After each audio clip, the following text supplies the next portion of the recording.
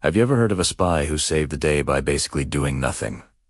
This sounds crazy, right? But let me introduce you to Juan Pujol Garcia, a man so good at his job that the Nazis gave him a medal while he was secretly working for the Allies. His code name was Garbo, and his story is one of the most unbelievable tales from World War II. Garbo was a Spanish chicken farmer who hated the Nazis. He decided he wanted to become a spy for the British, but they initially turned him down. So, what did he do? He created a completely fake identity as a pro-Nazi Spanish official and offered his services to the Germans. They bought it, hook, line, and sinker. He then went back to the British and said, "Look, I'm already working for them, so now you have to hire me." And they did. This is where it gets truly wild. Garbo created an entire network of 27 fictional He gave them all elaborate backstories, personalities, and even imaginary expenses. He would file detailed reports to the Germans, mixing a little bit of true, but useless, information with a whole lot of masterful fiction. His reports were so convincing, so detailed, that the German high command trusted him completely. They paid him a fortune to fund his non-existent spy ring and even awarded him the Iron Cross for his supposed service to the Reich.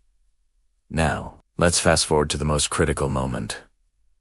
D-Day, June 6th, 1944. The Allies were about to launch the largest amphibious invasion in history at Normandy.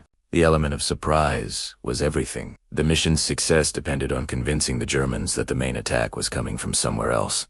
Specifically, this was Garbo's moment to shine. For months leading up to the invasion, he had been feeding the Germans a steady stream of intelligence pointing to a massive Allied army gathering in Kent, preparing to cross at the narrowest part of the English Channel. It was all a lie, part of a grand deception called Operation Fortitude. There were inflatable tanks, dummy aircraft, and fake radio chatter. But Garbo's reports were the key to making the Germans believe it. On the morning of D-Day, as Allied troops stormed the beaches of Normandy, Garbo sent an urgent message to his German handlers. He told them that the Normandy invasion was just a diversion, a feint to draw their forces away from the real target, Pas-de-Calais.